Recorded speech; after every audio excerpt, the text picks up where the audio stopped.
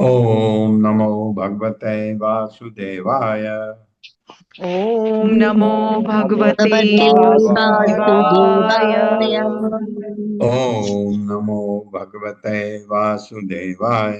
ओम नमो भगवते वासुदेवाय। ओम नमो भगवते वासुदेवाय। ओम नमो भगवते वासुदेवाय।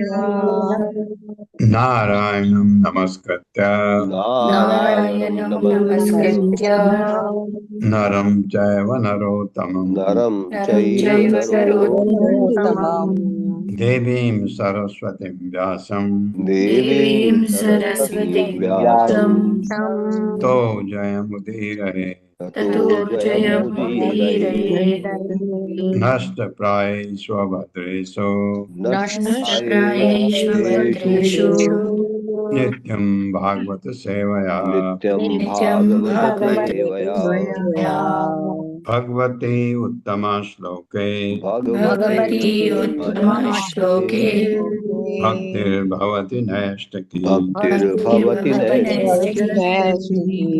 हरे कृष्णा, आप सबका स्वागत है। हरे कृष्णा प्रभु जी, प्रभु दंडवत जी, प्रणाम। प्रणाम। हरे कृष्णा। हरे कृष्णा। हरे हाँ। कृष्णा प्रभु जी, सबको प्रणाम। प्रभु जी, आज हरे एकादशी का है। हाँ, आज कृष्णा एकादशी माता है। जी का टर्न है आज। कृष्णा माता जी प्लीज अनम्यूट करिए। हाँ हाँ माता जी। हरे कृष्ण प्रभु जी, हरे कृष्ण माता जी, दंडवत प्रणाम।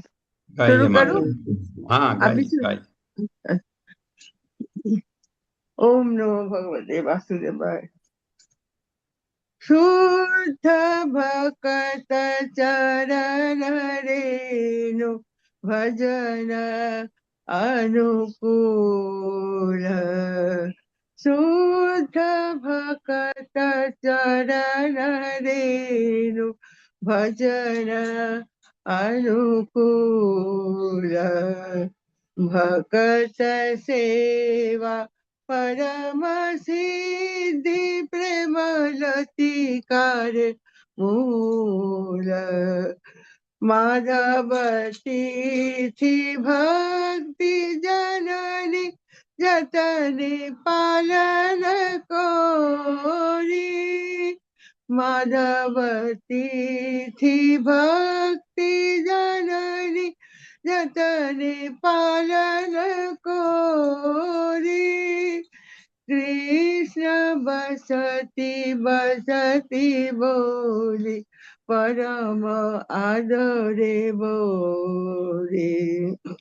गौरे আমার সব স্থানে করিল ভ্রমণ রঙ্গে। সেসব স্থান হেরিব আমি প্রণয়ী ভকত সঙ্গে। মৃদঙ্গ বাদ্য শুনিতে মন অবসর সদায়াচে। গৌর বিহিত কীর্তন শুনি आनंदे हृदय नाचे। जुगल मूर्ति देखिया मोर परम आनंद है। प्रसादे सेवा करिते है सकल प्रपंच जय। যেদিন গৃহে ভজন দেখি গৃহেতে গোলক ভাই। যেদিন গৃহে ভজন দেখি গৃহেতে গোলক ভাই। চরণ সিন্ধু দেখিয়া গঙ্গা সুকনা सीमा पाए। तुलसी देखी जुड़ाए प्राण माधव तो सनी जाने। गौर प्रिय शाक सेवन जीवन सार्थक माने। भक्ति विनद कृष्ण भजने अनुकूल पाए जा। भक्ति विनद कृष्ण भजने अनुकूल पाए जा। प्रति दिवसे परम सुखे स्वीकार करे ताहा। हरे कृष्ण कृष्ण कृष्ण हरे हरे। हरे राम हरे राम राम राम हरे हरे, हरे कृष्ण कृष्ण कृष्ण हरे हरे, हरे राम राम राम हरे हरे, हरे कृष्ण कृष्ण कृष्ण हरे हरे, हरे राम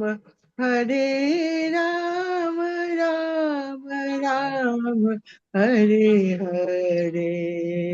हरे कृष्ण सभी को दंडवत बहुत प्रणाम। धन्यवाद माता जी, बहुत सुंदर, धन्यवाद बहुत माता सुंदर। जी। और महामंत्र भी उसी लय में बहुत ही सुंदर। बहुत सुंदर। हरे धन्यवाद कृष्ण। आपका, बहुत बहुत बहुत बहुत धन्यवाद है। हरे कृष्ण प्रभु 35वां श्लोक। हरे कृष्ण प्रभु जी। माता जी, विश्वनाथ चक्रवर्ती ठाकुर का भी वो आपको देके गई, ऐसा नहीं मेरी नहीं प्रभु मेरा जी, नहीं जी वो नहीं मुझे दिया। बोला था प्रभु जी। हरे कृष्ण प्रभु जी, दंडवत प्रणाम। माता जी ने बोला था कल कि जब हाँ, तक वो ना आए तो दोनों का ही विश्लेषण उसमें से देख के समरी और आप कर पाओगे इतना? जी जी प्रभु जी, बिल्कुल प्रभु जी। अच्छा, आप कर तो ठीक है, नहीं तो मैं सोच रहा था विश्वनाथ चक्रवर्ती ठाकुर का ये अशोक प्रभु को दे सकते हैं, अगर आपको ज्यादा लगे तो। नहीं, आप काफी कॉम्पिटेंट हैं, आप कर सकती हैं, और आपसे ही सुनना मुझे ज्यादा अच्छा लगेगा अगर कर पाए तो। धन्यवाद। भुवो भुवि पुरु पुण्य तीर्थ सदन सदनानि ऋषयो विमदाः त उत भवत् भवत्पद अम्बुज हृदो अगभिद अंघ्रिजला ददति सकृत मनः त्वयि च आत्मनि नित्य सुखे न पुनः उपासते पुरुष सारहर आवसताम। मेरे साथ। भुवि पुरु पुण्य तीर्थ भुवि पुण्य तीर्थ सदनानि ऋषयो विमदाः भुवि भुवि पुर पुरु पुण्यतीर्थ सारहृदयो सदनानि ऋषयो विमदाः विमदाः, त उत भवत् पद अम्बुज हृदो अगभिद अंघ्रिजलाः त उत भवत्पदाम्बुजहृदो अगभिदाङ्घ्रिजलाः, ददते सकृत मनः त्वयि य आत्मनि नित्य सुखे दधति दधति सकृत मनस्ते सकलमनस्त्वयि आत्मनि आत्मनि सुखे न पुनः उपासते पुरुष सार हर आवसताम्। न न पुनरुपासते पुनरुपासते पुरुषार्थान् पुरुषसारहरावसथान्। भुवि पृथ्वी पूर्व अत्यधिक पुण्य पवित्र तीर्थ स्थान सदनान तथा भगवान के निजी धाम ऋषय ऋषिगण विमदः मिथ्या गर्भ से रहित ते वे उत निस्संदेह भवत आपके पद पांव अम्बुज कमल वद हृदय जिनके हृदयों में अग पाप भेद विनाश करने वाले अंग्री जिनके चरणों को धोने से जला जल ददति बदल जाता है सकृत एक बार भी मन जिनके मन त्वयि तुम में ये जो आत्मनि परमात्मा के प्रति नित्य सदैव सुखे सुख में न पुनः फिर कभी नहीं उपासते पूजा करते हैं पुरुष मनुष्य के सार आवश्यक गुण हर हर लेते हैं आवस्थान उनके संसारी घर को त्याग देते हैं। मेरे से साथ पढ़िए। ऋषिगण ऋषिगण ऋषिगण मिथ्या गर्भ से रहित होकर मिथ्या मिथ्या गर्भ से गर्भ रहित से होकर रहित होकर पवित्र तीर्थ स्थानों पवित्र पवित्र तीर्थ तीर्थ स्थानों स्थानों तथा जहाँ जहाँ भगवान ने अपनी लीलाएं प्रदर्शित की हैं, तथा तथा जहाँ जहाँ जहाँ की जहाँ भगवान ने भगवान ने अपनी लीलाएं अपनी लीलाएं प्रदर्शित की है प्रदर्शित की है, हाँ वो भी एक्चुअली तीर्थ स्थान ही कहलाते हैं, पर तीर्थ स्थान जो आप मानते हैं, उसके अलावा भी भगवान ने अपनी लीलाएं बहुत जगह करी हैं। आप वृंदावन जाते हैं, वृंदावन का तो हो गया, आपने गया मंदिरों में चले गए। उसके अलावा भगवान ने बंसी भट्ट में, जहाँ उनकी लीलाएं होती थी, रात को रास डांस होता था, ऐसी जगह है दो चार जगह जहाँ ये इनके साथ यात्रा करने का फायदा ये होता है, ये भक्तगण वहां ले जाते हैं, इनको सब पता करके जाते हैं। तो उस वो स्थान भी हमारे लिए तीर्थ जैसा ही होता है। तो इसलिए कहा है जहाँ भगवान ने अपनी लीलाएं, उनका भ्रमण करते हुए उनका भ्रमण करते करते हुए हुए इस पृथ्वी पर निवास करते हैं। इस पृथ्वी पर निवास करते पर हैं। निवास करते हैं। ये महान आत्माएं हैं, जिसको कहा है ऋषिगण मिथ्या गर्भ से खत्म। क्योंकि ऐसे भक्त क्योंकि ऐसे ऐसे भक्त भक्त आपके चरण कमलों को आपके चरण कमलों को चरण कमलों को अपने हृदय में रखते हैं। अपने हृदयों में अपने रखते हृदयों हैं। में रखते हैं। इतने महान हैं, और हमारे हृदय में है जल, कह रही है ना मुझे थोड़ा टाइम ईर्ष्या। लगेगा, वो बच्चे के पेरेंट्स मीटिंग गई है। क्या कह रहे हैं? प्रभु जी, हरे कृष्णा। ललिता माता जी के वहां से आवाज आ रही थी। बस सीधे ज्यादा है। सॉरी प्रभु जी, हरे। अपने को म्यूट करके रखें माता जी, नहीं आएगी आवाज। तो चूंकि ऐसे भक्त आपके चरणों को अपने हृदय में रखते हैं, भक्त, ये उसके ऐसे अलावा यस, कुछ नहीं। भक्त जो और Yes. देखिए हमारे हृदय में क्या रहता है, काम क्रोध लोभ मोह मत्सर्य, उनके हृदय में भगवान के चरण। तो कब आते हैं चरण? मैं भी चाहता हूँ भगवान अपने चरण मेरे हृदय में रखें। आएंगे? बिल्कुल नहीं। क्यों? क्योंकि मेरे ये गंदगी हटी नहीं है अभी। जैसे ही गंदगी हटी, आप भगवान को नमन करें, उनके चरण आपके हृदय में आ गए। ये तभी होता है। हमको अपने को शुद्ध करना होता है। ये नहीं कि मैं बैठे बैठे सोचूं ये सब हो जाए, नहीं। ये मेहनत हमको करनी है कि गंदगी हटानी है। और कल बहुत ही अच्छा हमने पढ़ा था कि ये मन इतना इतना उत्संकल है, इतना उत्संकल है।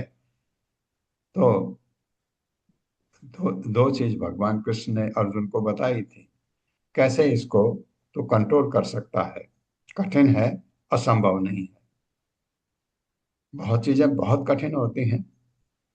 आपको लगता है कि कोई बहुत बड़ी परीक्षा है पास करनी, बहुत कम लोग पास होते हैं। कठिन है, असंभव नहीं है। अगर किसी ने ठान ली कि मुझे करना है, तो उसके लिए मेहनत करनी पड़ती है। देखिए आपको, जैसे मैं एक उदाहरण जो मुझे पता है मेरे लिमिटेड नॉलेज है, एम्स दिल्ली में पहले, अभी शायद कुछ परिवर्तन हुआ है, मुझे नहीं पता है, 50 सीट एमबीबीएस की हैं। एमबीबीएस की, इतना बड़ा मेडिकल इंस्टीट्यूशन है, एमबीबीएस की क्यों जरूरत होती है? क्योंकि एमबीबीएस के लिए ये जरूरी होता है हॉस्पिटल होना। तो वो उतना बड़ा हॉस्पिटल है, तो टीचिंग वहाँ इतने बड़े बड़े टीचर हैं, तो ये सुविधा वहाँ रहती है, इसलिए। लेकिन लिमिटेड लिया, 200 400 ऐसा नहीं लिया, 50 सीट। 50 सीट में से 20 रिजर्व है। हो गए। 30 सीट में कौन है बीच में जो गड़बड़ कर रहा है? अशोक प्रभु जी।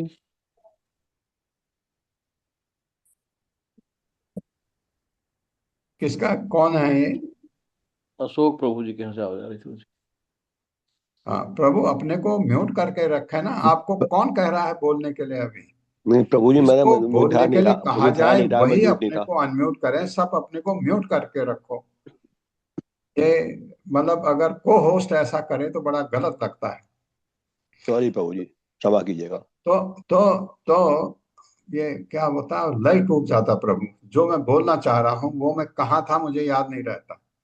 तो इसलिए मुझे ज्यादा बुरा लगता है, क्योंकि मेरी उम्र हो चुकी है, मैं अपने को चीज कनेक्ट करने में मुझे दिक्कत होती है। तो मैं आपको बता रहा था कि वो 30 सीट में पूरा भारत वर्ष कंपीट करता है, पूरा इंडिया। बहुत ही मुश्किल है। मतलब क्या है, मैं मजाक करता था लड़कों को कि वो सब सब बराबर है। आप 30 में से कम 30,000 बच्चे ऐसे होंगे जो पास होने लायक हैं, लेकिन 30 ही होते हैं, क्योंकि वो दिन भी आपके लिए अच्छा होना चाहिए। आपकी बुद्धि जरा सा कहीं आपसे गलती, जरा सा भी गलती हुई तो गए आप, क्योंकि एक चौथाई नंबर भी वहां पर मैटर करता है। वो कठिन है, असंभव नहीं है। अगर आपने चाहा कि मुझे करना ही करना है, ऐसी प्रैक्टिस करनी पड़ेगी। प्रैक्टिस के साथ साथ मिस्टेक नहीं है। होता है ना, कभी कभी हम मेहनत करते हैं, मिस्टेक हमसे होती है। कि पढ़ते पढ़ते नहीं मिस्टेक होती है, हमसे होती है। चाहते हैं, आता है, हमको आता है, फिर भी गलती होती है। लेकिन वहां गलती करने का कोई स्कोप है ही नहीं। यही मुझे, अगर अपने हृदय को शुद्ध करना है, मैंने सोचा कि मैं अपने क्रोध को कंट्रोल करूं। क्रोध को मुझे कंट्रोल नहीं, रिजेक्ट करना है। कंट्रोल, मुझे गुस्सा आना ही नहीं चाहिए। अभी आया था ना मुझे गुस्सा, आवाज आ रही थी, बार बार आ रही थी, मुझे गुस्सा आया। गुस्सा नहीं आना चाहिए मुझे। ये क्रोध मेरे हृदय से निकल जाए, ये ये ये कठिन है, असंभव नहीं है। तो ऐसा बनना कठिन है, असंभव नहीं है, ऐसा लगता है। दो चीज भगवान ने बताई थी। कल वेदों की वजह से हमको एक चीज और पता लगी। क्या? कि गुरु, जो आपके गुरु हैं, जो आपके शिक्षा गुरु हैं, आपके दीक्षा गुरु हैं, उनकी छत्र छाया आपके ऊपर चाहिए। वो नहीं है तो आप मन कंट्रोल कर ही नहीं सकते हैं। ये भी बहुत अच्छा, इस अध्याय से एक चीज आपको, ये बहुत अच्छी चीज मिली कि गुरु की अवहेलना कभी नहीं। मैं आपको ये भी कह रहा था, कभी कभी आपको लगता है आपको आपके गुरु को इतना नहीं आता जितना आपको आता है। बिल्कुल संभव हो सकता है, लेकिन आपको अपने गुरु से ज्यादा, जैसे आपके पिताजी हैं, आपके पिताजी से आप ज्यादा होशियार हैं, तो आपके पिताजी को तो बहुत गर्व होता है। गुरु को बहुत गर्व होता है अगर शिष्य बहुत अ, होशियार है। प्रभुपाद के एक शिष्य इतने एक्सपर्ट थे, वो इंग्लैंड से बुलाते थे, यहाँ मंदिर बनाने में दिक्कत हो रही, इनको जरा तुम मदद करो। प्रभुपाद को अपने शिष्य पर इतना गर्व था, उसको कहा कि वहाँ बॉम्बे में दिक्कत हो रही है, तुम आके जरा वहाँ निपटो, क्योंकि वो एक्सपर्ट था इन चीजों में।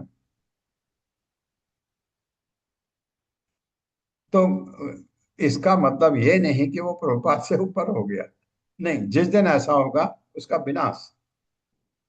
जिस दिन लड़का सोचेगा बाप क्या है मेरे लिए, मैं तो इसको तो कुछ भी नहीं आता, मैं तो इससे काफी ज्यादा हूं, ये जिस जिस दिन उस लड़के के मन में आएगा, उसका विनाश अवश्य होगा। ऐसा ये पक्का है।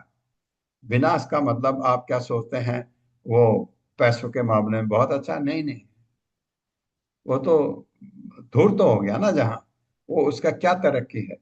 धूर्त कोई हो गया, बहुत पैसे वाला भी हो गया, आप सोचते हैं उसकी तरक्की? नहीं, तरक्की तो तब है जब क्या विनम्र होकर के आगे बढ़ते हैं। बहुत बड़े हैं, जैसे ये आपका फोर्ड था, अमेरिका का इतना इतना अमीर आदमी, प्रभुपाद से इम्प्रेस हो गया, तो प्रभुपाद को उसने अपना गुरु माना। इतना अमीर आदमी वहां का, फोर्ड ने इतना मदद किया। जो आपको अ, मायापुर में जो चंद्रोदय टेम्पल है उसके लिए पैसा दिया, कलकत्ता इस्कॉन के लिए पैसा दिया उसने, वहां जो प्रभुपाद की समाधि है उसमें उसने पैसा लगाया। तो ये वो अपने जहां तक गुरु हैं, वो शिष्य प्रभुपाद का उनके इतना इज्जत करता है। तो जिस दिन आपके मन में यह आया कि गुरु गुरु तो कुछ नहीं, मैं तो उससे ज्यादा हूँ, ये वहीं उसी दिन हमारा विनाश निश्चित है। तो ये हमने सीखा। तो इनके पांव जो धोने वाले, अब जो इनकी बात हो रही है, ऐसे भगवान के भक्त शुद्ध अंदर से, और वो तीर्थ यात्राओं का भ्रमण करते हैं, और उन स्थानों का जहां भगवान ने अपनी लीला की थी। क्योंकि ऐसे भक्त आपके चरण कमलों को अपने हृदय में रखते हैं, अतः उनके पांवों को धोने वाला जल सारे पापों को नष्ट कर देता है। अतः उनके पांवों को धोने अतः वाला उनके जल पांवों सारे को पापों धोने को वाला जल नष्ट सारे करता है। पापों को नष्ट कर देता नष्ट कर देता है।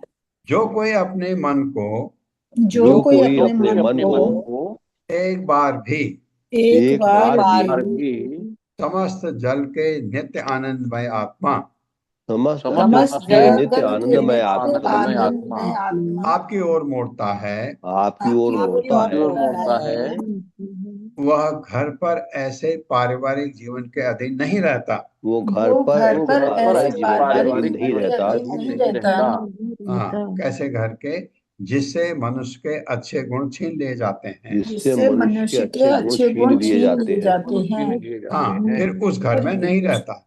लेकिन अगर वहां आपके जो गुण हैं, ये इनमें कोई नुकसान नहीं हो रहा है, कोई क्षति नहीं हो रही है, उस घर में क्यों नहीं रह सकता है? रह सकता है।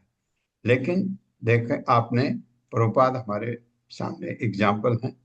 प्रभुपाद ने घर छोड़ा, घर छोड़ा उसी परिस्थिति में कि वहां रहना अब उनके लिए, क्योंकि इतना बड़ा काम प्रभुपाद वहां रह के नहीं कर सकते थे।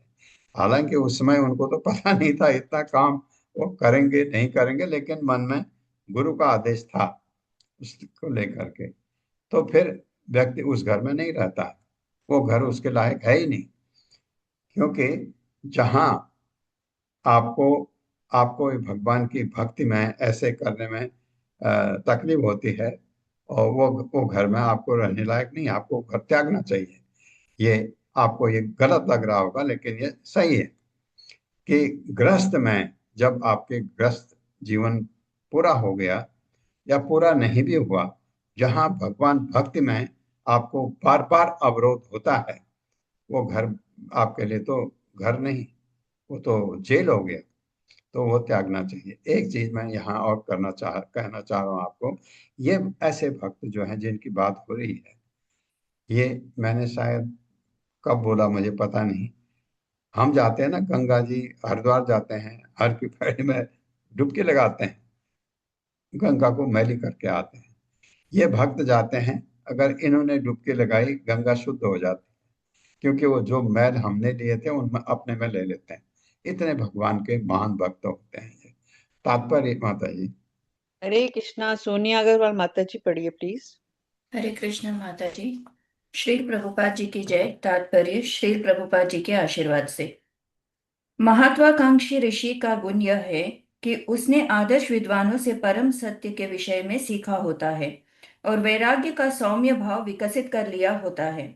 अनावश्यक एवं आवश्यक में भेद करने की क्षमता विकसित करने के लिए ही ऐसा व्यक्ति प्रायः एक पवित्र स्थान से दूसरे पवित्र स्थान में घूमता रहता है और इन स्थानों में बसने वाले या आने वाले महात्माओं की संगति का लाभ उठाता है। यदि अपनी यात्राओं के दौरान ऐसा ऋषि अपने हृदय के भीतर श्री भगवान के चरण कमलों की अनुभूति करना आरंभ कर सकता है, तो वह मिथ्या अहंकार के मोह से तथा काम, ईर्ष्या एवं लोक के दुखद बंधन से छूट जाएगा। यद्यपि तब भी अपने पाप धो डालने के लिए तीर्थ स्थानों में जा सकता है, किंतु अब इस शुद्ध संत में अपने चरणोदक से और अपने अनुभव जनित उपदेशों से अन्यों को पवित्र बनाने की शक्ति आ जाती है। ऐसे एक ऋषि का वर्णन मुंडक उपनिषद से मिलता है। भिद्यते हृदय ग्रंथिश्छिद्यन्ते सर्व संशयाः क्षीयन्ते चास्य कर्माणि तस्मिन् दृष्टे परावरे। जब मनुष्य परमेश्वर को सर्वत्र सभी उच्च तथा निम्न स्थान जीवों के भीतर देखता है तो उसकी हृदय ग्रंथि का भेदन हो जाता है, सारे संशय छिन्न भिन्न हो जाते हैं और सकाम कर्मों की श्रृंखला टूट जाती है। इस अवस्था को प्राप्त ऋषियों को अपना नमस्कार करते हुए उपनिषद में कहा गया है, नमः परमर्षिभ्यः, नमः परमर्षिभ्यः। उच्चस्थ ऋषियों को नमस्कार है, उच्चस्थ ऋषियों को नमस्कार है। संत वैष्णव जन स्त्रियों, बच्चों, मित्रों तथा अनुयायियों की प्रिय संगति को छोड़कर उन पवित्र धामों की यात्रा करते रहते हैं जहां परमेश्वर की पूजा सफलतापूर्वक संपन्न की जा सके।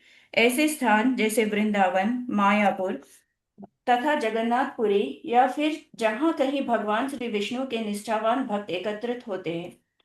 यहाँ तक कि ऐसे वैष्णव भी जिन्होंने संन्यास ग्रहण नहीं किया और अब भी अपने घर में या अपने गुरु के आश्रम में रह रहे हैं, किंतु जिन्होंने भक्ति के दिव्य आनंद की एक एक बार भी चखी है, वे भौतिकवादी गृहस्थ जीवन के आनंदों का चिंतन करने में तनिक भी रुचि नहीं रखेंगे, क्योंकि गृहस्थ जीवन मनुष्य से उसका विवेक, संकल्प, गंभीरता, सहिष्णुता तथा मन शांति को हर लेता है।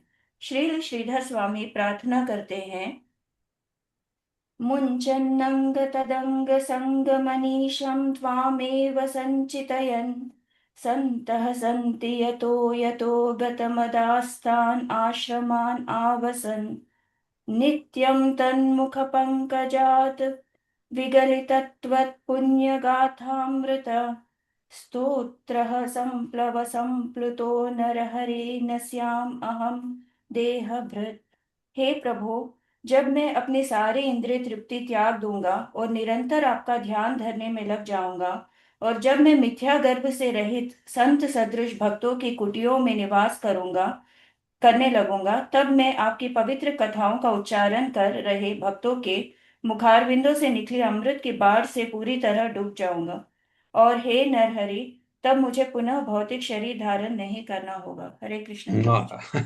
क्या सुंदर, बहुत सुंदर माता जी, बहुत धन्यवाद आपका। जब मैं अपने सारे इंद्रिय तृप्त त्याग दूंगा, निरंतर आपका ध्यान करने में लग जाऊंगा, और जब मैं मिथ्या गर्भ से रहित सदस्य भक्तों की कुटियों में निवास करने लगूंगा, तब मैं आपके पवित्र कथाओं का उच्चारण कर रहे भक्तों के कमल मुखों से निकली अमृत की बाढ़ में पूरी तरह डूब जाऊंगा। ये नहीं कहा कि मैं देखो यहाँ पर भी श्रीधर स्वामी कितना सुंदर कि मैं उनको, जो आपके भक्त हैं, भक्त तो मैं भी बन चुका हूँ आपका उनकी तरह से, लेकिन नहीं, क्योंकि मैं वैष्णव हूँ, मैं ये कहूँगा कि आपके भक्तों के मुंह से जो अमृत की बाढ़ आ रही, मैं उसमें डूब जाऊंगा। बहुत ही सुंदर। हे नरहरि, ये यहाँ पर वो स्तुति कर रहे हैं नरहरि यानी नृसिंहदेव को। तब मुझे पुनः भौतिक शरीर नहीं धारण करना होगा। ये अगर मैं ऐसा हो गया तो बहुत ही सुंदर श्लोक। तो वेदों की स्तुति इतनी सुंदर है। सद इदम उत्थितम सद इति चेत ननु तर्कहतम व्यभिचरति क्व च मृषा न तथा उभययुः व्यवहृतये विकल्प इषितो अंध परंपरया भ्रमयति भारती त उरु वृत्तिभिः उक्त जडान। मेरे साथ, सत इदम उत्थितम सद इति चेत ननु तर्कहतम तत् इदमुत्थितं तत्इदमुत्थितं सदिति तर्कहतं व्यभिचरति क्वच मृषा न तथा उभयोः व्यभिचरति व्यभिचरति क्वच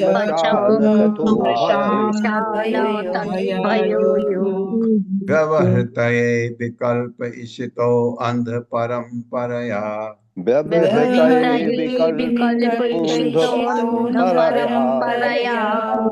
भ्रमयति भारती त उरु वृत्तिभिः उक्त जडान। भ्रमयति भारती त उरु जडान। तथा स्थायी इदम, इस ब्रह्मांड उत्थितम निकले हुए, सतस्थायी इति इस प्रकार, चेत यदि कोई प्रस्ताव करे, ननु निश्चय ही, तर्क विरोध से, अतम निषिद्ध, व्यभिचरति सामान्य नहीं रहता, कुछ बातों में कुछ अन्य बातों में वृषा भ्रम न नहीं, तथा उस तरह उभय दोनों सत्य तथा भ्रम युग संयोग व्यवहृत सामान्य मामलों में विकल्प काल्पनिक स्थिति, इसीतः वांछित अंधे व्यक्तियों की परंपरा से भ्रमयति मोहित करती है।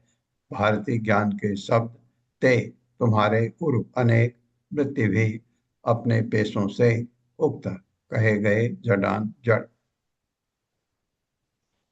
यह मेरे साथ पढ़िए। यह प्रतिपादित किया जा सकता है कि यह प्रतिपादित किया जा सकता है कि यह जगत स्थायी रूप से सत्य है। ये जगत जगत स्थायी रूप से सत्य है। सत्य है।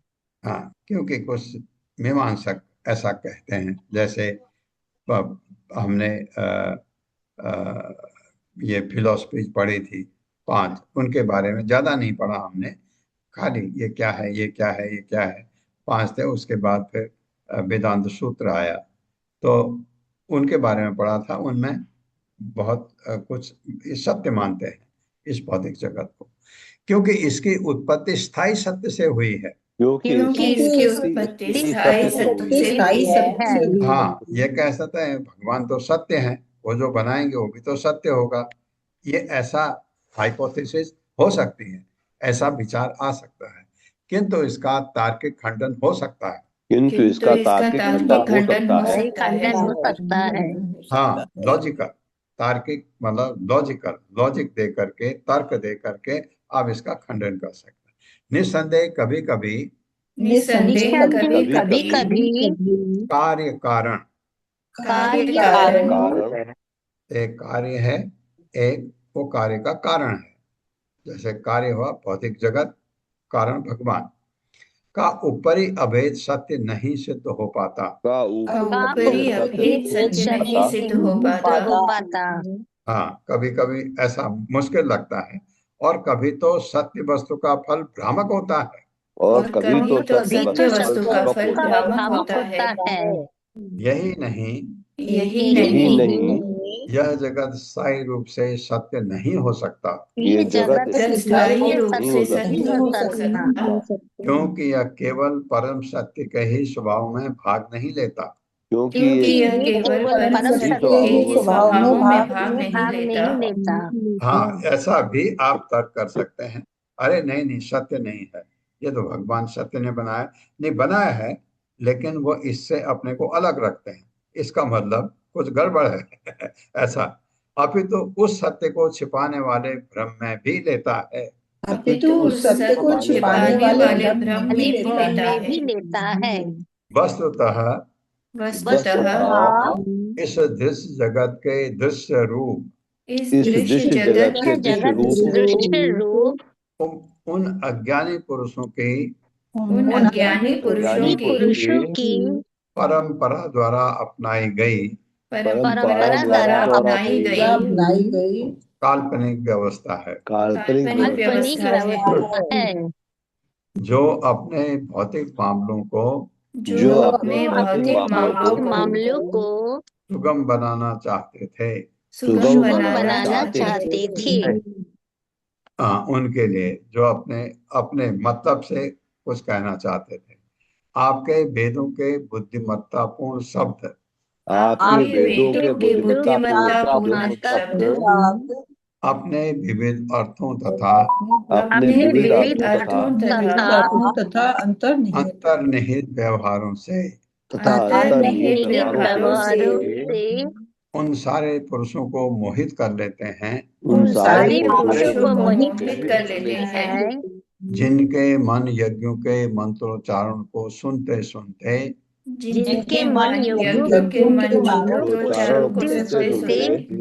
जड़ हो चुके हैं। मंत्र तो सुन रहे हैं, लेकिन जैसे हम भी सुनते हैं मंत्र, क्योंकि हम भौतिक जगत में जड़ हो चुके हैं।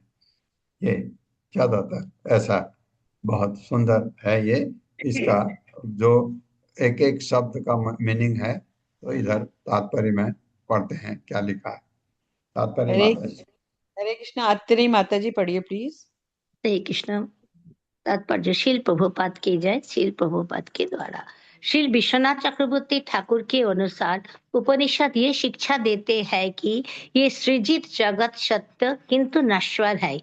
भगवान श्री विष्णु के भक्त इसी समझ को स्वीकार करते हैं, किंतु ऐसे भौतिकवादी दार्शनिक भी है तथा जैमिनी ऋषि की कर्म मीमांसा के समर्थक जो ये मानते हैं कि ये जगत ही एकमात्र सत्य है और ये शाश्वत रूप से विद्यमान रहता है। जैमिनी के अनुसार कर्म तथा उसके प्रतिफल का चक्र शाश्वत है, जिनसे छूटकर भिन्न दिव्य जगत में जाने की संभावना नहीं है। किंतु उपनिषदों के मंत्रों जिनमें उच्चतर दिव्य जगत के अनेक वर्णन मिलते हैं, उनका ध्यान पूर्वक परीक्षण करने से ये दृष्टिकोण भ्रामक प्रदर्शित होता है। उदाहरणार्थ सदैव सौम्येदम् अग्रो आसीद एकम एव अद्वितीयम। हे बालक, इस सृष्टि से पूर्व एकमात्र परम सत्य था जो अद्वितीय है। छांदोग्य उपनिषद 6.2.1। यही नहीं, विज्ञानम आनंदम ब्रह्म, ब्रह्म दिव्य ज्ञान तथा आनंद है। बृहदारण्यक उपनिषद 3.9.34। मूर्तिमान वेदों की इस स्तुति में भौतिकवादियों के तर्कों को सत इदम उत्थितम सत शब्दों द्वारा सारांश रूप में कहा गया है, जिसका अर्थ है ये दृश्य जगत स्थायी रूप से वास्तविक है क्योंकि ये सनातन सत्य से उत्पन्न हुआ है। सामान्य रूप से ये तर्क सही होता है कि किसी वस्तु से उत्पन्न वस्तु उस वस्तु से बनी होती है। उदाहरणार्थ सोने से बने कुंडल तथा अन्य गहने सोने का होता है। इस तरह मीमांसक लोग ये निष्कर्ष पर पहुंचते हैं कि ये जगत भी शाश्वत सत्य है क्योंकि जिस रूप में हम इस जगत को जानते हैं वो सनातन सत्य की अभिव्यक्ति है, किंतु संस्कृत का अपादान कारक सत अर्थात शाश्वत सत्य से कार्यों तथा कारण में निश्चित पृथकता को बतलाने वाला है। अतएव सत स्थायी वास्तविकता से जो भी उत्पन्न होता है वो उससे उल्लेखनीय रूप से भिन्न होगा अर्थात क्षणिक होगा।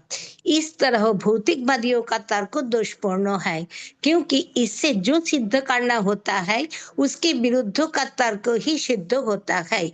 तर्क खत्म अर्थात इस जगत को जैसा हम जानते हैं केवल ऐसा ही है, ये नित्य है और इससे पृथक कोई दिव्य सत्ता नहीं है। नहीं है। एक मिनट माता जी, एक मिनट। ये बड़ा तर्क कितना अजीब सा दिया। सोने से बने कुंडल सोना ही है, सोने से बने कोई और आपके आभूषण है सोना ही है, कैसे फर्क हो सकता है? ये तर्क संगत है ही नहीं। ऐसा नहीं है कि जैसे ये आप अगर ये भौतिक जगत दिव्य होता तब तो आप ये तर्क सही था, क्योंकि भगवान दिव्य हैं तो भौतिक जगत थोड़ी दिव्य है। भगवान ने ये जो चीज बनाया अपने शरीर का एक हिस्सा इधर नहीं दिया, भगवान के अंदर था। भगवान इसको अपने अंदर समेट लेते हैं और फिर इसको जिसको हम संहार कहते हैं और इसको प्रकट करते हैं जिसको हम सृष्टि कहते हैं। वो तर्क ही गलत है कि सोने से सोना निकला, क्योंकि जब समझ नहीं है, क्योंकि अब आपको समझ है। भगवान सारे ब्रह्मांड को अपने ऊपर लेते हैं। मैं एक दिन आपको कह रहा था कि आप सोचे इतना ब्रह्मांड भगवान के अंदर कैसे जा सकता है? भगवान कर सकते हैं। कैसे कर सकते हैं? भगवान उसको सूक्ष्म बना सकते हैं। भगवान खाना नहीं खाते आपके घर में, भगवान ने खाया नहीं था विदुर के घर में। चैतन्य महाप्रभु को एक भक्त ने कहा बहुत ज्यादा खाते हो, उन्होंने फिर खाना कम किया। खाना नहीं खाते हो, कहाँ जाता वो खाना? जब शरीर दिव्य है तो खाना अंदर जाने का तो मतलब ही नहीं होता है। तो ये चीज आप समझो, फिर एक दिन चर्चा करेंगे। ये सत्य है, वो खाते हैं, पानी भी पीते हैं, और यहाँ तक कि माँ यशोदा ने गुस्सा दिखाया भगवान ने पेशाब उनके शरीर से पेशाब कैसे आ सकता है? हो ही नहीं सकता। उनके शरीर में मल होता ही नहीं है, मल त्याग का क्या मतलब है? तो ये चीज भगवान जो करते हैं वो एक अलग बात है। जो यहाँ जो कहा गया है तो वो तर्क गलत है। सोने से सोना निकला, ये है ही नहीं। भगवान सोना है, लेकिन भौतिक जगत तो सोना है ही नहीं। अगर भगवान दिव्य है, भौतिक जगत दिव्य तब होता जब उनके शरीर के हिस्से का पार्ट होता। भौतिक जगत भगवान के शरीर का हिस्सा नहीं है। ये भौतिक जगत भगवान में रहता है, निकलता है, फिर उन्हीं में चला जाता है। ये सत्य है। तो ये इसलिए ये बहुत अच्छी तरह बताया है नीचे। पढ़िए माता जी। हरे कृष्ण। प्रतिरक्षा पक्षों में मीमांसक यह दावा कर सकते हैं कि वे अभेद नहीं सिद्ध करना चाहते, अपितु भेद की संभावना को अथवा दूसरे शब्दों में ज्ञात जगत से भिन्न किसी सत्य की संभावना को गलत सिद्ध करना चाहते हैं। मीमांसा तर्कों के समर्थन का ये प्रयास व्यभिचारोक्ति कवच जैसे पद से आसानी से खंडित हो जाता है। कहने का अभिप्राय ये है कि सामान्य नियम का विरोध करने वाले उदाहरण भी मिलते हैं। हाँ, कभी कभी स्रोत अपने से उत्पन्न वस्तु से अत्यधिक भिन्न होता है, जैसा कि मनुष्य तथा उसका युवक पुत्रों या हथौड़ा तथा मिट्टी के घड़े का विनाश। किंतु मीमांसक उत्तर देते हैं कि ब्रह्मांड की सृष्टि उस तरह की नहीं है जैसा कि आपके अन्य विपरीत उदाहरण है। पिता तथा हथौड़ा मात्र सक्षम कारण है, जबकि सद भी इस ब्रह्मांडों का उपादान कारण है। इस उत्तर की आशा कचमृषा कभी कभी कार्यों भामुक होता है शब्दों से की जाती है। जब पृथ्वी पर रस्सी में सर्पों का भ्रम होता है तो रस्सी सर्पों के भ्रम का उपादान कारण है, जो काल्पनिक सर्पों से कोई मामलों में विशेष रूप से सत्य होने के कारण भिन्न है। बहुत मीमांसक क्लियरली फिर समझाया। हाँ, मीमांसक। पढ़िए माता। मीमांसक फिर उत्तर देते हैं कि काल्पनिक सर्प का उपादान कारण रस्सी ही नहीं है, ये तो रस्सी तथा देखने वालों की अज्ञानता यानी अविद्या है। चूंकि अविद्या वस्तु नहीं है, अतएव इससे उत्पन्न सर्प भ्रम कहलाता है।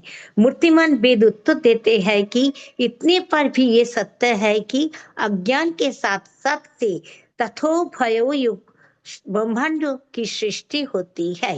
यहाँ पर भ्रम का काल्पनिक तत्व माया। जीवों को ये भ्रांत धारणा है कि उनके अपने शरीर तथा परिवर्तनशील अन्य भौतिक रूप स्थायी है, लेकिन मीमांसक प्रत्युत्तर देते हैं कि इस संसार विषयक हमारा अनुभव वैध है, क्योंकि जिन वस्तुओं का हम अनुभव करते हैं वे हमारे व्यवहारिक कार्यों के लिए उपयोगी है। यदि हमारे अनुभव वैध ना होते तो हम कभी निश्चित ना कर पाते कि हमारी अनुभूतियां तथ्यों से सुसंगत है। हमारी दशा उस मनुष्य जैसी होती जो पूरी जांच पड़ताल के बाद भी संशय करता कि रस्सी साफ हो सकती है, किंतु नहीं। श्रुतियां यहाँ उत्तर देती है कि पदार्थों की अस्थायी स्थिति या रूप सनातन आध्यात्मिक सत्यों का भ्रामक अनुकरण है, जिसे बद्ध जीव को की भौतिक कर्मों करने की इच्छा पूरी करने के लिए चतुराई से गढ़ा गया है। व्यवहृताये विकल्प इशितः। इस जगत के स्थायित्व का भ्रम उन अंधे पुरुषों की परंपरा द्वारा चालू रहता है, जो अपने पूर्वगामियों से भौतिकवादी विचार सीखते हैं और अपने वंशजों को ये भ्रम हस्तांतरित करते जाते हैं। कोई भी ये देख सकता है कि प्राय भ्रम के आधार को हटा देने पर भी स्थायी मानसिक प्रभाव के बल के अंतर्गत उसकी मानसिक छप बनी रहती है। इस तरह पूरी इतिहास में अंधे दार्शनिक ने अन्य अंधे व्यक्तियों को इस बेतुके विचार से आश्वस्त करके दिग्भ्रमित किया है कि वे संसारी अनुष्ठान करके सिद्धि प्राप्त कर सकते हैं। मूर्ख लोग भले ही जाली सिक्कों में पारस्परिक आदान प्रदान कर ले, किंतु बुद्धिमान व्यक्ति जानता है कि ऐसा धन भोजन, दवा तथा अन्य आवश्यक वस्तुएं खरीदने के लिए व्यर्थ है। यदि इस जाली धन को दान में दिया जाए तो इससे पुण्य भी नहीं मिलेगा। लेकिन मीमांसक कहते हैं कि वैदिक अनुष्ठानों को संपन्न करने वाला निष्ठावान व्यक्ति मोहग्रस्त मूर्ख कैसे हो सकता है, क्योंकि वैदिक शास्त्रों की संहिताएं तथा ब्राह्मण ये स्थापित करते हैं कि कर्म का फल शाश्वत है। उदाहरणार्थ अक्षयं ह्यवै चतुर्मास्य याजिनः सुकृतं भवति। चतुर्मास व्रत रखने वाले को अक्षय सत्कर्म मिलते हैं तथा अपाम शोपम अमृता बभुम, हमने सोमरस पिया है और अमर हो चुकी है। ऋग्वेद 8.43.3। श्रुतियां ये इंगित करते हैं करके यह इंगित करके उत्तर देती है कि ईश्वर के बुद्धिमत्तापूर्ण शब्द जिनसे वेद बने हैं उनको मोहित करते हैं, जिनकी क्षीण बुद्धि कर्मों से अत्यधिक श्रद्धा के भार को कुचली जा चुकी है। यहाँ पर उरुवृत्ति भी विशिष्ट शब्द प्रयुक्त हुआ है, जो बतलाता है कि वैदिक मंत्र गौण लक्षण न आदि भाषा वैज्ञानिक अर्थों से नाना प्रकार के भ्रामक अर्थ प्रदान करके अपने उत्कृष्ट रहस्यों की रक्षा सभी से करते हैं, सिवाय उनसे जिनकी श्रद्धा भगवान श्री विष्णु में है। अपने आदेशों में वास्तव में वेद ये नहीं कहते कि कर्म के फल शाश्वत है, अपितु रूपकों में के माध्यम से अप्रत्यक्ष रूप में नियमित यज्ञों की प्रशंसा करते हैं। छांदोग्य उपनिषद निश्चित रूप से कहता है कि अनुष्ठानिक कर्मों के फल अस्थायी होता है। तद जथेहो कर्मचितो लोकोच्यते एवं एवामुत्र पुण्यचितो लोकोच्यते। जिस तरह इस जगत में कठिन श्रम करके मनुष्य जो भी लाभ उठाता है वो अंततः समाप्त हो जाता है, उसी तरह अपने पुण्य से मनुष्य अगले लोक में अपने लिए जो भी जीवन कमाता है वो भी समाप्त हो जाएगा। छांदोग्य उपनिषद 8.1.16।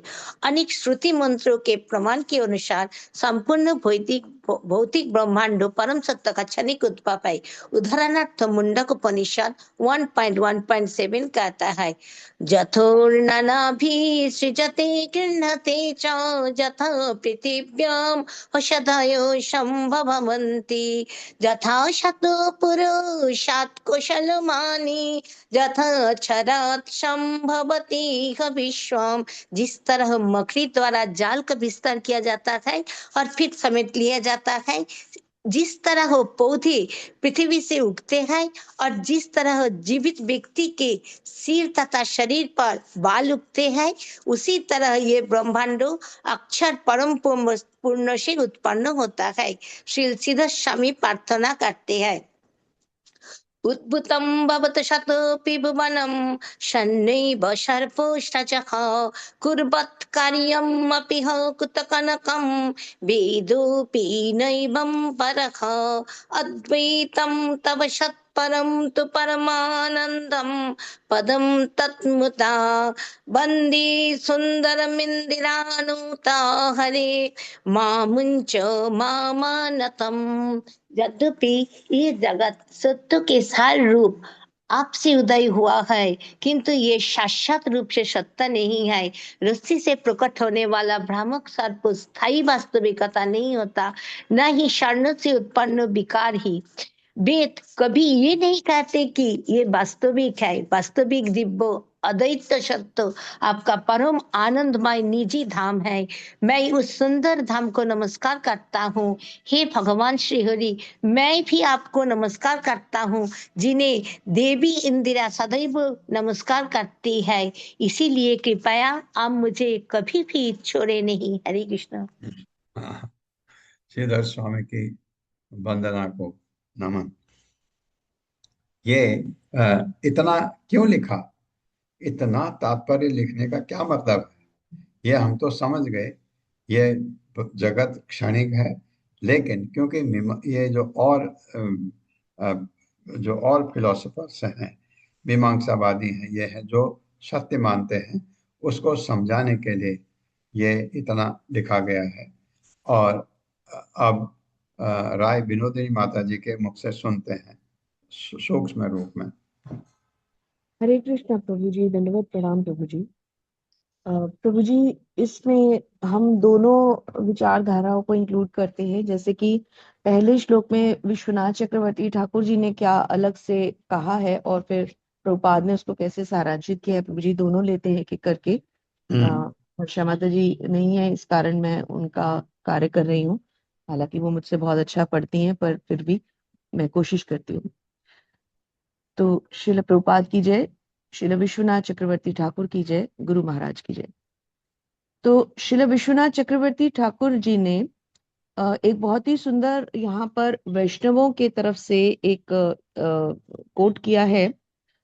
वे कहते हैं कि वे वैष्णव जिन्होंने क्षण भर के लिए, ये हम पहले श्लोक का ले रहे हैं जो हमने पहले पढ़ा था, जिसमें भगवान के सच्चिदानंद रूप को और तीर्थ स्थानों के बारे में हमने पढ़ा कि कैसे एक भक्त तीर्थ स्थानों को पवित्र बनाता है।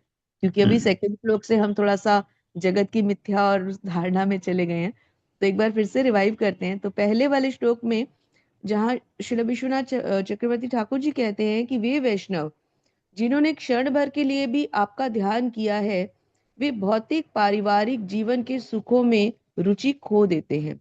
तो बार बार जैसे कि बताया गया था कि जो एक भक्त होता है वो पारिवारिक स्थितियों से अपने को दूर इसलिए बनाता है ताकि वो भगवान का चिंतन और अच्छे से कर सके। तो इस संदर्भ में गोपाल तापनी उपनिषद से वो एक कोट करते हैं। वो कहते हैं कि उसमें स्वयं भगवान ने ये बात कही है क्या, कि मेरू पर्वत के शिखर पर 7 शहर हैं जो सभी इच्छाओं को पूरा करते हैं। इसी प्रकार पृथ्वी ग्रह पर भी 7 शहर हैं जो इच्छाओं को पूरा करते हैं और मुक्ति प्रदान करते हैं। उनमें से गोपालपुरी यानी कि मथुरा शहर सीधे तौर पर आध्यात्मिक दुनिया है। आगे भगवान नारायण कहते हैं कि हे ब्रह्मा, वन फूलों की माला से सुशोभित और शंख चक्र धारण किए हुए गदा और कमल मैं मथुरा के अनंत काल तक निवास करूंगा। यहाँ थोड़ा सा मिसप्रिंट है कि ये सब धारण किए हुए गदा चक्र आदि लिए हुए मैं मथुरा में अनंत काल तक निवास करूंगा। तो ये कोट इसलिए उन्होंने दिया है ताकि हमें ये बात समझ में आ जाए कि जैसे हम भगवत गीता को मानते हैं कि क्योंकि भगवान की वाणी है तो इसलिए वही यथोचित है। इसी प्रकार यदि भगवान ने स्वयं कह दिया है कि मथुरा और वृंदावन जो है वो सबसे ऊंचे स्थान है, तो फिर उन्हीं को हमें भगवान के परम तीर्थ स्थानों में मानकर उनका भ्रमण करते हुए भक्तों का संग करते हुए हमें अपनी भक्ति को बढ़ाना चाहिए। ये हम पहले श्लोक से श्री विश्वनाथ चक्रवर्ती ठाकुर जी द्वारा लेते हैं।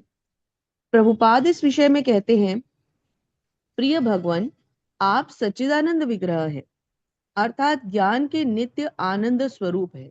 जीव आपके अंश रूप है। अतः अपनी स्वाभाविक स्थिति को समझने वाला व्यक्ति, अर्थात यहाँ कृष्ण भावनामृत जो विकसित कर लेता है वो अपनी स्वाभाविक स्थिति को समझ लेता है, इसलिए वो छोटी छोटी सुविधाओं में, अल्प सुविधाओं में भी रुचि रखता है। तो यहाँ पर श्री प्रभुपाद समझा रहे हैं कि क्योंकि एक जो भक्त होता है वो कृष्ण भावनामृत में विकास कर लेता है, तो उसकी जो रिक्वायरमेंट्स होती हैं जीवन को लेके वो लिमिटेड हो जाती हैं। और क्योंकि वो रिक्वायरमेंट्स कम हो जाती हैं, इसलिए वो एक दिन धीरे धीरे कृष्ण भावनामृत आगे बढ़ता है और पैरेलली जो गृहस्थ जीवन है वो धीरे धीरे अपनी रिक्वायरमेंट्स को सीमित करते हुए भगवान की भक्ति की ओर बढ़ता है। और यही जीवन को बिताने का सर्वश्रेष्ठ मार्ग है, ऐसा श्रील प्रभुपाद ने समझाया है। और एक कोट यहाँ पर ले लेते हैं जो श्रील प्रभुपाद ने भक्त प्रहलाद से लिया है। तो प्रहलाद महाराज ने भी यही संस्तुति की है कि एक भौतिकवादी व्यक्ति के लिए सर्वोत्तम मार्ग ये है कि वो गृहस्थ जीवन के अंधे कुएं को त्याग दे और परमेश्वर की शरण ग्रहण करने के लिए वन में चला जाए। तो भौतिक जीवन की सुख सुविधाओं को थोड़ा सा सबसाइड करते हुए भगवत भक्ति उचित मार्ग है, ऐसा श्री प्रभुपाद और श्री विश्वनाथ चक्रवर्ती ठाकुर अलग अलग ग्रंथों से समझा रहे हैं। तो ये पहले श्लोक का था प्रभु जी। अब दूसरे श्लोक की ओर बढ़ते हैं। दूसरे श्लोक में श्रीला विश्वनाथ चक्रवर्ती ठाकुर जी बहुत सारे अलग अलग ग्रंथों से उपदेश देते हैं, तो उनमें से हम थोड़ा सा एक सार लेते हैं जो कि उन्होंने कहा है। वो कहते हैं कि अतः, मतलब हम सीधा निष्कर्ष पे जाते हैं कि अतः भौतिक जगत सत्य है, नारद मुनि और ऋषि दत्तात्रेय जैसे ज्ञानियों की शिक्षाओं के अनुसार। तो हम सार में डायरेक्टली नारद मुनि और ऋषियों के इस पे समरी पे जाते हैं कि उनके अनुसार जैसे ज्ञानियों की शिक्षाओं के अनुसार जगत सत्य है। तो ये फाइनल निष्कर्ष दे दिया है कि जगत सत्य है क्योंकि यह सार्थक क्रियाशील को प्रकट करता है। यदि जगत सत्य ना होता तो कर्म भी असत्य होते, ठीक वैसे ही जैसे सीप के खोल में दिखाई देने वाली मायावी चांदी होती है। इस शिक्षा के द्वारा ये विद्वान ये दावा कर सकते हैं कि ये भौतिक जगत सत्य है परंतु शाश्वत नहीं। तो यहाँ पर हमें वैष्णव सिद्धांत समझ में आया श्री विश्वनाथ क्षणिक। चक्रवर्ती जी की समरी से जी, कि प्रभु जी की ये असत्य नहीं है पर शाश्वत भी नहीं नहीं। जी। अब श्री प्रभुपाद ने तो बहुत सुंदर फिलॉसफी दी है। तो और प्रभुपाद ने प्रभु जी इस चैप्टर में शायद यही श्लोक है जिसके करीब करीब 9-10 पेजेस में व्याख्या की है। तो प्रभुपाद जी ने इसमें सारे के सारे जितने भी मीमांसक हैं, दार्शनिक है, मायावादी है, निर्विशेषवादी, सबके कोटेशंस को एक एक लाइन में समझाया है। तो हम केवल कुछ इंपॉर्टेंट पॉइंट्स चुनते हैं। वैसे तो उनका लिखा हुआ प्रभु जी हर शब्द इंपॉर्टेंट है, छोटा नहीं कर पाती मैं, परंतु फिर भी प्रयास करती हूँ। तो शॉर्ट नोट्स पे चलते हुए, अध्यात्मवादियों के दो वर्ग हैं, निर्विशेषवादी और साकारवादी। निर्विशेषवादियों का मत यह है कि भौतिक सृष्टि मिथ्या है, केवल परम सत्य ही तथ्य रूप है। किंतु साकारवादियों का मत है कि यद्यपि भौतिक जगत अनंत अत्यंत अस्थायी है तथापि यह मिथ्या अपितु वास्तविक है। परंतु वास्तविकता क्या है? भौतिक जगत एक साथ सत्य और मिथ्या दोनों है। यहाँ प्रभु जी बहुत इंपॉर्टेंट बात समझ में आती है कि ये जगत दोनों है, सत्य भी है और मिथ्या भी है। यह सत्य है, मतलब दोनों लॉजिक समझाते हैं प्रभुपाद जी। यह सत्य क्यों है? क्योंकि प्रत्येक वस्तु परम पूर्ण सत्य का प्रकाश है। और ये मिथ्या क्यों है? क्योंकि भौतिक जगत का अस्तित्व अस्थायी है। तो प्रभुपाद जी ने क्षणिक। दोनों बातें दोनों जी प्रभु जी दोनों समझा दी हैं। प्रभु जी एक एग्जाम्पल इसमें और क्लियर करते हैं, जैसे कि अभी हमने पढ़ा भी है। ये एग्जाम्पल प्रभुपाद जी ने बहुत अच्छे से समझाया है, तो इसको जरूर लेते हैं। तो कुछ दार्शनिक एक एग्जाम्पल देते हैं पहले कि यद्यपि गोबर एक निर्जीव द्रव्य है तो भी कभी कभी गोबर में से बिच्छू निकलता हुआ प्रतीत होता है। उसी भांति जीवित देह में से निर्जीव नाखून और बाल निकलते हैं। अतएव एक वस्तु विशेष से उत्पन्न होने वाली वस्तुएं उसके समान नहीं होती। तो निर्विशेष और मायावादी क्या कहते हैं कि गोबर में से बिच्छू निकल रहा है मीन्स निर्जीव में से सजीव निकल रहा है, और शरीर में से नाखून और बाल निकल रहे हैं मतलब जीव में से निर्जीव निकल रहा है। तो फिर बहुत कैसे हो बहुत सकता है? सुंदर एग्जाम्पल है, बहुत सुंदर example। अब प्रभु जी प्रभुपाद जी कैसे इसका खंडन करते हैं वो इससे भी ज्यादा सुंदर है। श्री प्रभुपाद की जय। प्रभुपाद जी कहते हैं, मायावादी दार्शनिकों द्वारा प्रस्तुत ये तर्क कि नाखून और केश निर्जीव द्रव्य अर्थात सजीव शरीर से निकलते हैं अत्यंत युक्ति युक्त तर्क नहीं है। नाखून और केश निस्संदेह निर्जीव हैं, किंतु वे सजीव जीवों से नहीं अपितु निर्जीव भौतिक देहों से निकलते हैं। उसी भांति गोबर में से बिच्छू निकलता है अर्थात पदार्थ में से जीव निकलता है, ये भी युक्त नहीं है, क्योंकि गोबर में से निकलने वाला बिच्छू निस्संदेह एक जीव है, किंतु जीव गोबर में से नहीं निकलता। जीव तो केवल भौतिक शरीर अथवा बिच्छू का शरीर गोबर में से निकलता है। जैसा कि भगवत गीता से हमें ज्ञात होता है कि जीवों के स्वलिंग भौतिक प्रकृति में स्थापित हो जाते हैं और तत्पश्चात बाहर आते हैं। प्रभु जी बिल्कुल क्लियरली प्रभुपाद जी ने समझा दिया है यहाँ पर। इसका अंत में सारांश लेते हैं श्री रूप गोस्वामी जी के द्वारा। श्री रूप गोस्वामी जी कहते हैं, जब एक वैष्णव जीवन की भौतिकवादी रीतियों को त्याग कर संन्यास ग्रहण करता है तब वह ऐसा भौतिक जगत मिथ्यात्व की धारणा के आधार पर नहीं करता, अपितु वे प्रत्येक को पूर्ण रूप से भगवान की सेवा में संलग्न करने हेतु अपने को समर्पित करने के लिए ऐसा करता है। रूप गोस्वामी जी इसको क्लियर करते हैं कि जो वैष्णव दर्शन है वो सत्य असत्य के चक्कर में पड़ता ही नहीं है। और एक सच्चा वैष्णव क्या कहता है कि चाहे ये सत्य है चाहे ये असत्य है, हम उस तरफ जाए ही क्यों।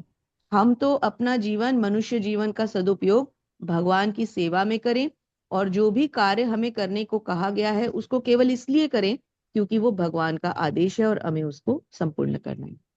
इस तरह से हम इसको थोड़ा बहुत सुंदर, बहुत सुंदर। कंक्लूजन इज वेरी गुड, बहुत बढ़िया। धन्यवाद माता जी, धन्यवाद। धन्यवाद प्रभु जी। हरे कृष्णा। धन्यवाद। ओम अज्ञानतिमिरान्धस्य ज्ञानाञ्जनशलाकया चक्षुरुन्मिलितमेन तस्मै श्रीगुरुवे नमः। नमो विष्णुपादाय कृष्णपृष्ठाय भूतले श्रीमते भक्तिवेदांत स्वामिनिति नामिने।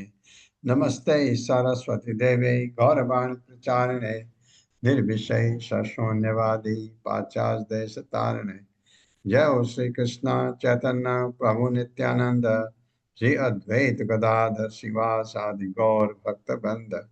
हरे कृष्णा कृष्ण कृष्ण हरे हरे, हरे राम राम राम हरे हरे। हरे कृष्णा। आप सबका बहुत बहुत धन्यवाद है। हरे कृष्णा प्रभु जी। हरे कृष्णा प्रभु जी, हाँ दंडवत प्रणाम। हरे कृष्णा प्रभु जी, दंडवत प्रभु जी दंडवत प्रणाम।